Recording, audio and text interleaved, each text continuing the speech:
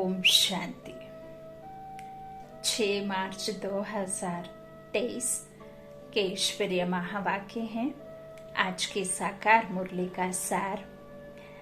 आज रचता बाप ने हम रचना बच्चों से मीठे मीठे महावाक्यों में कहा, मीठे बच्चे, बाप तुम्हें नई दुनिया के लिए नया ज्ञान देते हैं जिससे सूर्यवंशी घराना स्थापन होता है।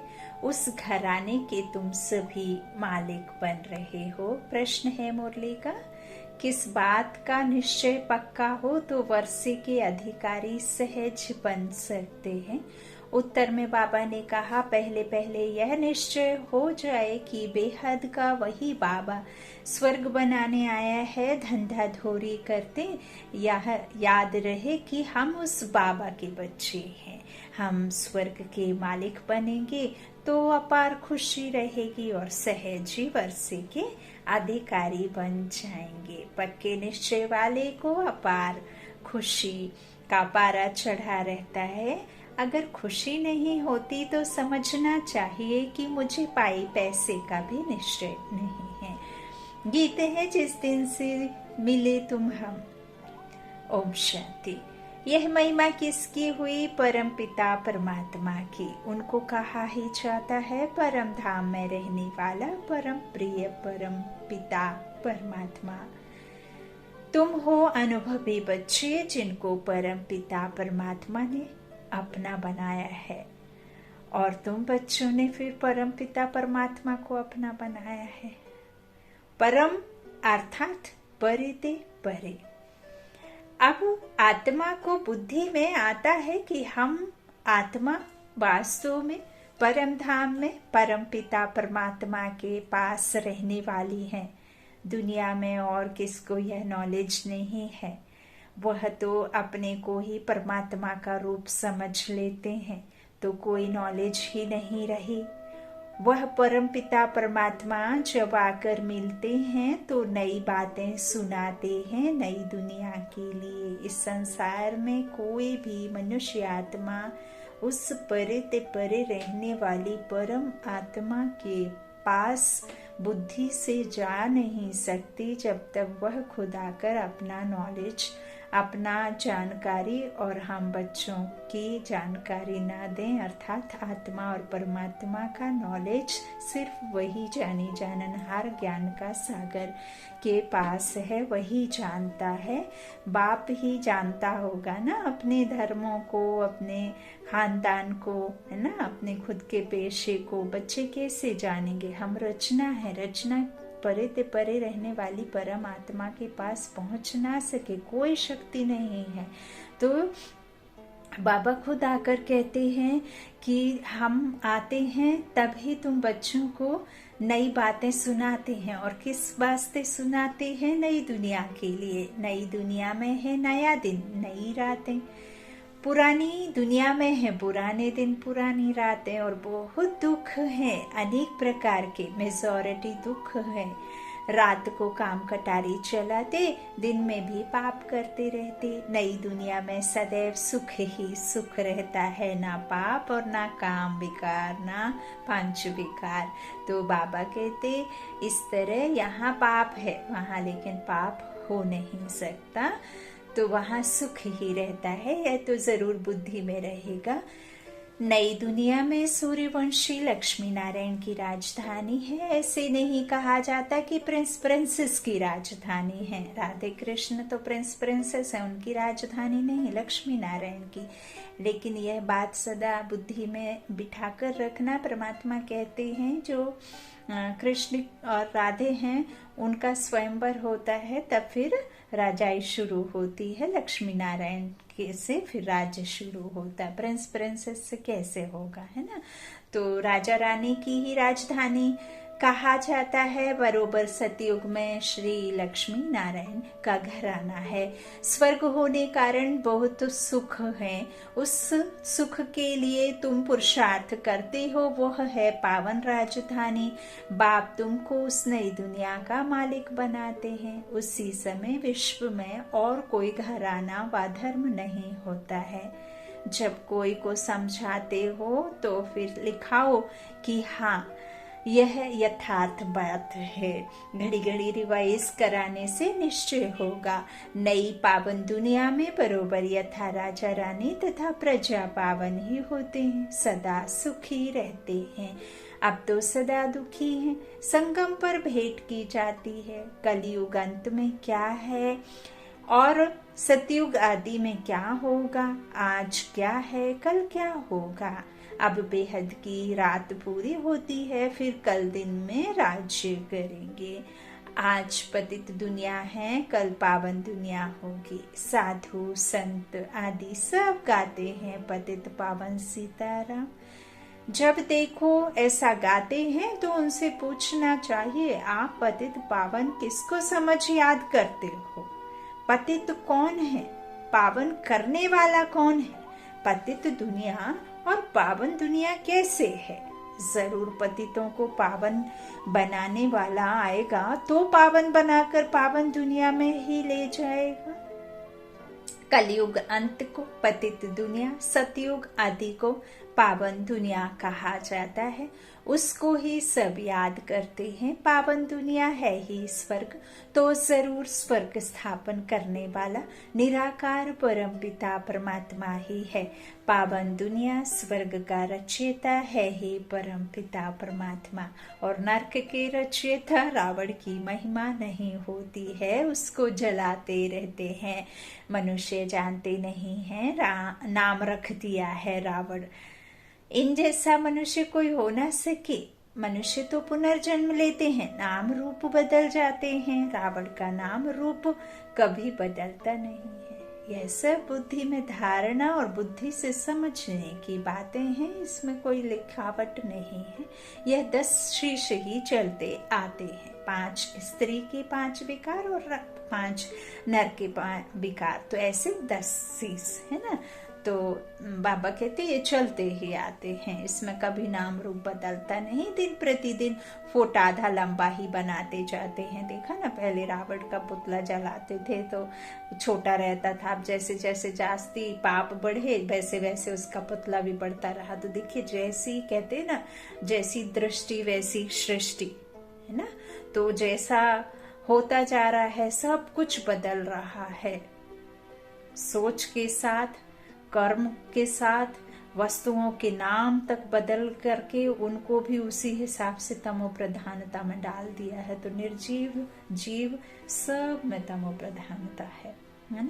तो इस तरह से दिन प्रतिदिन उसको फुट आधा फुट लंबा बढ़ाते जाते हैं, क्योंकि रावण अब बड़ा होता जाता है। जब तक कहते ना स्वर्ग का द्वार नरक से होकर जाता है, तो जब तक इन सब का विनाश नहीं होगा तब तक सुख की दुनिया, एक धर्म अद्वैत राज्य कैसे आएगा। तो धर्मों का विनाश अर्थात एक धर्म की स्थापना। तो बाबा कहते क्योंकि रावण अब बड़ा होता जाता है ना, तो इसलिए तमो प्रधान हो गया है और उनको जलाते ही आते हैं। अभी तुम समझते हो पतित कौन बनाता है? इन 5 विकारों को ही रावण कहा जाता है। यही दुख देते हैं, पतित बनाते हैं। तो इन विकारों को छोड़ना चाहिए ना। अब ईश्वर कोई चोरी चकारी मारकाट करने तो नहीं कहते हैं, वो तो सिर्फ यही कहते हैं कि जो अंदर में तुमको दुख देने वाले विकार हैं, उन विकारों का दान कर दो बस। ना ही तुम्हारा शरीर छोड़ने की बात है, ना ही पैसे आदि खर्च करके या भूखे रह करके व्रत रखना, या कहीं मंदिर में विराजमान कोई देवी देवताओं के दर्शन करने, पैसा खर्च करने, यात्रा पर कर जाने कहते हैं। सिर्फ मन बुद्धि से जाना है परम धाम और उनके संस्कारों को अपने में धारणा करने के लिए, आप समान बनने के लिए बाबा की याद में रहेंगे तो संस्कार स्वतः ही आएंगे। बाबा कहना माना ही होता है, सर्व समर्थ से भरपूर खुद को कर लेना, समर्थी में आ जाना, व्यर्थ से मुक्त होना। बाबा कहते हैं इस तरह इन विकारों को छोड़ना चाहिए ना। साधु संत आदि बहुत करके यह विकार ही दान में लेते हैं, है ना। कहते हैं ना कि कुछ एक छोड़ो, है ना, जो कमी कमजोरी है वो छोड़ो। कहते हैं अच्छा झूठ बोलना हमको दे दो। हाँ, कई कहते हैं गुस्सा छोड़ दो आज से, कई कहते हैं किसी के प्रति मन में कोई भावना गलत हो तो उसे खत्म कर लो, आज से उस बात का व्रत ले लो कि अब हम नहीं ऐसे सोचेंगे। तो अक्सर करके काम विकार के लिए कि कहते हैं कि मास में 1-2 बार जाओ, है ना, कहते हैं ना। परंतु यहाँ तो पांचों विकारों की बात है। सिर्फ एक चोर को पकड़ेंगे तो फिर दूसरे चोर चोरी करने लग पड़ेंगे, तो यह कोई को भी समझाना बहुत सहज है। पतितात्मा महान आत्मा कहा जाता है, पतित परमात्मा महान परमात्मा नहीं कहेंगे तो पावन कौन बनाएगा? जरूर भगवान के लिए ही इशारा करेंगे। ऊपर नजर जाएगी, भला वह कब आएंगे, उनका नाम क्या है? भारत में शिव जयंती तो प्रसिद्ध है, उनका नाम ही शिव है और कोई नाम नहीं देते। बुद्धि में लिंगाकार ही आएगा, सोमनाथ कहेंगे तो भी बुद्धि में लिंग आएगा।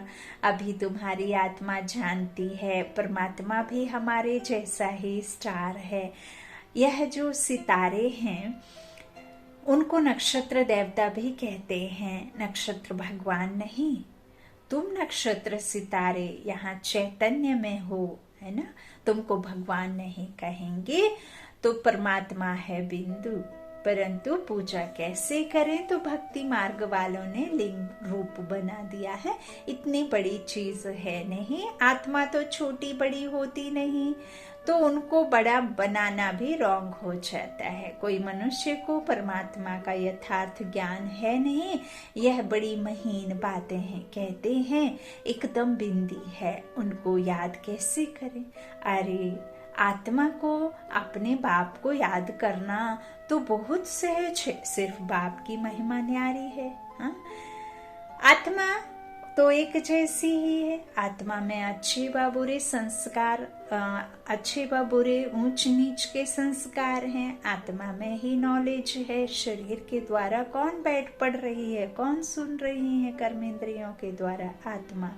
भले हम लौकिक में भी कोई भी पढ़ाई पढ़ते हैं तो शरीर थोड़े ना पढ़ाई पढ़ता है, यहाँ बैठी आत्मा सुनती है इनके द्वारा, है ना। लेकिन यह नॉलेज हमें किसने दिया? आकर के परमात्मा ने दिया, है ना।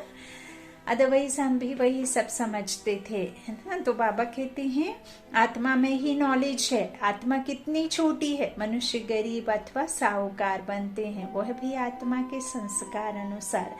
अभी तुम बच्चों की बुद्धि में यह सारा ज्ञान है। मनुष्य परमात्मा को नहीं जानते, इस कारण आत्मा का भी ज्ञान नहीं है। उल्टा ईश्वर को सर्वव्यापी समझ लिया है। आत्मा ही यह सारा धारण करती है। आत्मा ही एक शरीर छोड़ दूसरा लेती है संस्कारों अनुसार।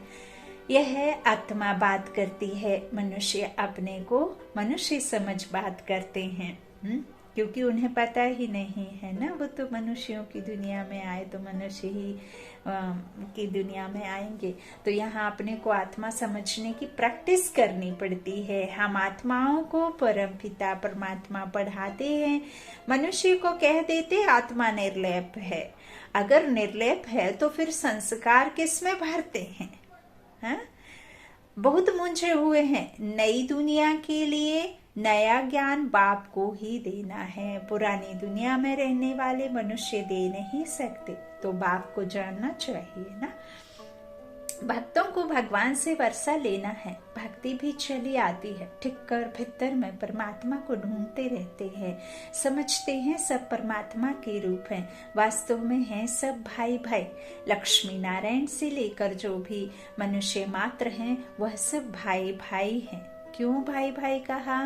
क्योंकि वो आत्माएं भल आदि से अंत तक आती हैं, पाठ बजाती हैं। आदि में सबसे जास्ती बाबा से बिछड़ते हैं। जो आदि में ड्रामा में पाठ में देवी देवता आते हैं वो सबसे पहले बिछड़ते हैं बाबा से, है ना। और फिर पिछाड़ी में और आती हैं। लेकिन यहाँ ज्ञान उनको ही सबसे पहले मिलता है, आम मनुष्य आत्माओं को नहीं मिलता है। तो बाबा कहते हैं मैं परम आत्मा हो और तुम बच्चे आत्मा हो जो इस शरीर को लेकर के बैठती यहाँ है। यह अकाल तख्त है आत्मा का। तो बाबा कहते हैं ये व्यक्त शरीर तुमने पहना, लेकिन पाठ तो तुम बजाते हो।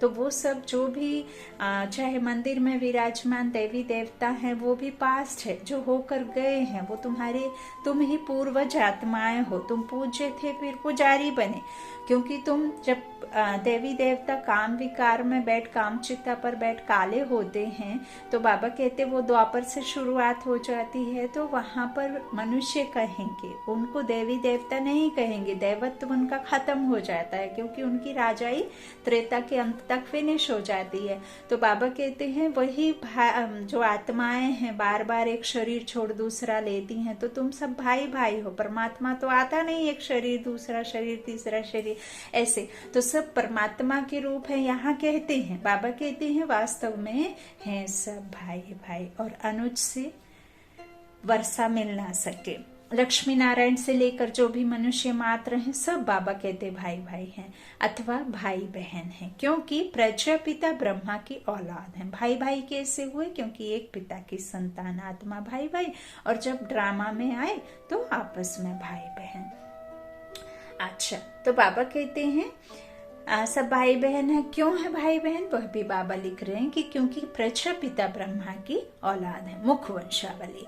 अगर शिव की औलाद का है तो वह निराकार आत्माएं हैं। बहुत गुहाराज बाबा ने लिखा है, जब आप इसको देखते हैं तो आपस में हम प्रजापिता ब्रह्मा मुख वंशावली ब्राह्मण adopted by supreme soul God Father, तो उनके हम क्या हुए? औलाद कहें तब निराकार आत्मा, और जब हम भाई बहन कहें तो प्रजापिता ब्रह्मा के मुख वंशावली बच्चे है ना। तो इस तरह बाप कहते हैं अगर शिव की औलाद कहें तो वह निराकार आत्माएं हैं, ब्रह्मा के बच्चे बहन भाई जिस्मानी हो जाते हैं, परंतु फिर गृहस्थ व्यवहार में आने से भाई बहन का भान भूल जाते हैं। अगर वह ज्ञान रहे तो फिर विकार में भी ना जाए। यहाँ तो ज्ञान की ही बात है। कई ज्ञान को सुनने से पहले ये सफेदी देख करके और जो विकारों में ना जाने की बात बाबा कहते हैं, और यही सब सुन करके और आपस में जो भी केस हैं सबको भाई बहन कहते हैं, चाहे वो किसी भी उम्र का हो कोई भी हो। तो सभी यही समझते हैं कि यदि हमने ज्ञान सुना तो हमें आपस में भाई बहन बना देंगे, घर छुड़ा देंगे, ना जाने कैसी कैसी बातें मन में विचार आते हैं। तो इस करके भी नहीं ज्ञान को सुनते हैं। और बहुत सारे भाई बहन हैं बहुत दुखी हैं, जिनको बिल्कुल कहना चाहिए तुरंत रिजल्ट चाहिए, तो उनको थोड़ा टाइम लगता है, तो वो भी ऐसे पढ़ाई छोड़ देते, बाबा के पास आते तक नहीं है। कई फिर ब्रह्मा बाबा को देख करके मूंझ जाते हैं, क्योंकि इस संसार में, इस रावण राज्य में, इस भ्रष्टाचारी दुनिया में ना जाने कैसे कैसे मठाधीश, कैसे कैसे बड़े बड़े संत महात्माओं ने कैसे विकर्मों को, कैसे कहना चाहिए, ना जाने कौन कौन से कांड किए हैं, तो इस तरह से फ्रॉड किए हैं। तो सभी मुझे हुए हैं, वो बेचारी आत्माएं हैं, परवश आत्माएं हैं, दुखी आत्माएं हैं, अशांत आत्माएं हैं, परेशान आत्माएं हैं। तो जब तक आप आएंगे नहीं, जब तक आप समझेंगे नहीं, जब तक उस बात को जानेंगे मानेंगे नहीं, बुद्धि में नहीं बिठाएंगे, तो यह नॉलेज समझ में भी नहीं आएगा। तो जब आप नॉलेज को समझ लेते हैं, यथार्थ परमात्मा को और खुद को आत्मा जान लेते हैं, तो सब संबंध भी स्वतः ही समझ आ जाते हैं। फिर उसमें कोई बार बार रिपीट करने की आवश्यकता नहीं होती। बाबा कहते हैं ग्रस्त व्यवहार आने में भाई बहन का भान भूल जाते हैं। अगर वह ज्ञान रहे तो फिर विकार में भी ना जाए, लेकिन यह भी ड्रामा है। अभी फिर बाप समझाते हैं तुम विकार में ना जाओ, तुम एक बाप के बच्चे भाई बहन हो। अभी ब्रह्मा सामने बैठे हैं, तुम उनके बच्चे भी के हो। यह युक्ति है गृहस्थ व्यवहार में रहते पवित्र बनने की। जनक का भी मिसाल है ना, पहले सिर्फ एक बात का निश्चय हो जाए कि बाप आया हुआ है स्वर्ग बनाने, बस यह तीर लग जाए तो झट बाप का बन जाए। बाप कहते हैं तुम हमारा बन जाओ तो हम तुमको स्वर्ग का मालिक बनाएंगे। निश्चय है कि यह वही बेहद का बाप है। हम वर्षा जरूर लेंगे, मन मना भव मध्याजी भव। कितनी सहज बात है। धंधा धोरी करते बुद्धि में यह स्मृति रहे कि हम बाबा के बच्चे हैं, हम स्वर्ग के मालिक बनेंगे तो यह खुशी रहेगी। यह 84 जन्मों का चक्र है। 84 जन्म सिर्फ सूर्यवंशी देवी देवताओं का ही है। तुम जानते हो हम स्वदर्शन चक्रधारी हैं। सिर्फ चक्र कहने से जन्म सिद्ध नहीं होते हैं, इसलिए कहना है कि हम 84 जन्मों को जानने वाले स्वदर्शन चक्रधारी हैं। तो बाप भी याद आएगा, 5 युग भी याद आएंगे। 5 युग है ना, कौन कौन से 5 युग हैं? सतयुग, त्रेता, द्वापर, कलयुग, संगम। ठीक वैसे ही जैसे गर्मी, सर्दी, बरसात और फिर बसंत ऋतु भी आती है ना। तो इस तरह से मौसम भी बाबा ने बताए हैं और युग भी बाबा ने बताए हैं। तो बाबा कहते 5 युग भी याद आएंगे और 5 स्वरूप भी बाबा ने बताए कि इन युगों में कैसे स्वरूप बदलते हैं। तो अब फिर जाता हूँ स्वर्ग में। हमारे 84 जन्म पूरे हुए, बुद्धि में चक्र फिरता रहे और शरीर निर्वाह अर्थ काम भी करता रहे। बाबा ने कहा है स्वदर्शन चक्र का ज्ञान मेरे भक्तों को देना। उनको समझाने से झट यह निश्चय होगा, बरोबर हम 84 जन्म लेते हैं, 84 जन्म ना लेने वाला होगा तो उनको धारणा ही नहीं होगी। जो बिरादरी का नहीं होगा वो बिरादरी में आएगा ही नहीं। 84 जन्मों का अर्थ ही है पहले पहले हम सूर्यवंशी में आएंगे। थोड़ा भी कोई सुनकर जाएगा तो स्वर्ग में जरूर आएगा, परंतु 84 जन्म नहीं लेंगे, देरी से भी आ सकते हैं। उनके लिए 84 जन्म थोड़े ही होंगे। यह ज्ञान की कितनी महीन बातें हैं, कितना हिसाब किताब है। फिर भी बाप कहते हैं अच्छा अगर इन गुहाराज इतना गुहाराज नहीं समझते हो तो भला बाप का बन वर्षा ले लो, वर्षा तो ले लो। हम शिव बाबा के बच्चे हैं, वह स्वर्ग का रचयिता है। यह नशा रहना चाहिए, परंतु माया ठहरने नहीं देती है। कोई तो कहते हैं बाप और वर्षे को याद करना है, यह कोई बड़ी बात नहीं। माया हमको क्या करेगी, हम तो जरूर वर्षा पाएंगे। कितनी सहज बात है। कोई को तीर लग जाए तो बाप और वर्षे को याद करते बहुत खुशी में रहे। जब तक खुशी नहीं आती तो बाबा कहेंगे पाई पैसे के निश्चय वाले हैं। पक्के निश्चय वाले को खुशी का पारा बहुत चढ़ा रहता है। कोई राजा के पास संतान नहीं होती है तो कहते हैं किले के अंदर जो पहले पहले आएगा उनको गोद में लेंगे। फिर क्यों लग जाती है, मैच में भी क्यों लगती है, दूध की बोतलों पर भी क्यों लगती है। पहला नंबर जाने के लिए सवेरे उठकर जाए खड़े रहते हैं, नहीं तो समझते हैं फिर ठहरना पड़ेगा। तो यहाँ भी बाबा के गले का हार बनने के लिए क्यों है, सारा मदार पुरुषार्थ पर है। बाप को याद करना यह बुद्धि की दौड़ है। बाकी काम आदि भल करते रहो। आत्मा की दिल यार दे हथकार दे। आशिक माशुक एक जगह बैठ थोड़े ही जाते हैं। हाँ, याद में बस रहते हैं, काम काज आदि सब कुछ करते, बुद्धि उनके तरफ रहती है। तो यहाँ भी बुद्धि एक के साथ चाहिए जो हमको स्वर्ग का मालिक बनाता है। जो टाइम मिलता है उसमें पुरुषार्थ करो। गृहस्थ व्यवहार में भी रहना है। यह कोई कर्म संन्यास नहीं है। कर्म का संन्यास तो हो ही ना सके क्योंकि हमने कर्म योगी हैं, ये शरीर लिया है। शरीर निर्वाह तो करना ही है। बाप तो सबको नहीं बिठा सकते अपने पास में, इतनी आत्माएं हैं। अगर फ्री में ही सब मिलने लग जाए सबको ड्रामा अनुसार तो फिर है ना दुनिया ही कुछ और हो।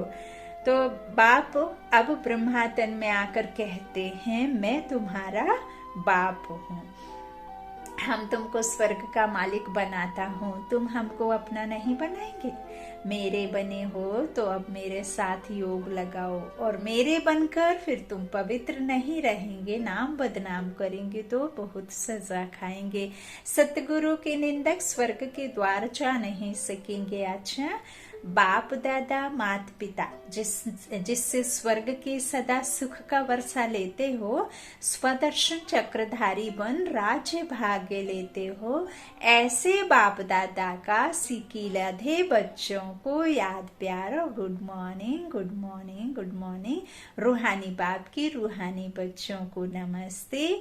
हम रूहानी बच्चों की सतगुरु को, बाप दादा माता पिता जिससे स्वर्ग की सदा सुख का वर्षा लेते हो, स्वदर्शन चक्रधारी बन राज्य भाग्य लेते हो, ऐसे बाप दादा को सिकिलधे बच्चों का याद प्यार और नमस्ते। धारणा के लिए मुख्य सार। पहला, बाबा ने कहा बाप के गले का हार बनने के लिए बुद्धि की दौड़ लगानी है, याद की यात्रा में रेस करनी है। कभी बाबा के पास जाकर बैठ जाओ, कभी बाबा को बुला लो। बाबा कहते हैं बच्चे अब मैं बहुत रह लिया, अब मुझे जाना है, तुम आते रहो। दूसरा, शरीर निर्वाह अर्थ कर्म करते स्वदर्शन चक्र फिराना है। कभी भी सतगुरु का निंदक नहीं बनना है, नाम बदनाम करने वाला कर्म नहीं करना है। वरदान है मीठे बाबा का, अपने बचे हुए तन मन धन को ईश्वरीय कार्य में लगाकर जमा करने वाले सदा सहयोगी भव। यादगार में जो गोवर्धन पर्वत को उठाने में हर एक की अंगुली दिखाई है। बहुत बहुत गुहा राज और बाबा ने बहुत मीठा वरदान दिया कि यादगार में जो गोवर्धन पर्वत को उठाने में हर एक की उंगली दिखाई है ना, यह आपके सहयोग की निशानी है। चित्र में बाप का साथ भी दिखाते हैं तो सेवा भी दिखाते हैं। अभी आप बच्चे बाप दादा के सहयोगी बने हो, तब यादगार बना है। भक्ति में तो तन मन धन जो कुछ लगाया उसमें 99% गंवा दिया, बाकी जो 1% बचा है उससे अब सच्ची दिल से ईश्वरीय कार्य में लगाओ, तो फिर से पदम गुणा जमा हो जाएगा। स्लोगन है, जो निर्माण बनते हैं उन्हें स्वतः सर्व का मान प्राप्त होता है। जो निर्माण बनते हैं उन्हें स्वतः सर्व का मान प्राप्त होता है। अच्छा, ओम शांति। शुक्रिया शुक्रिया शुक्रिया।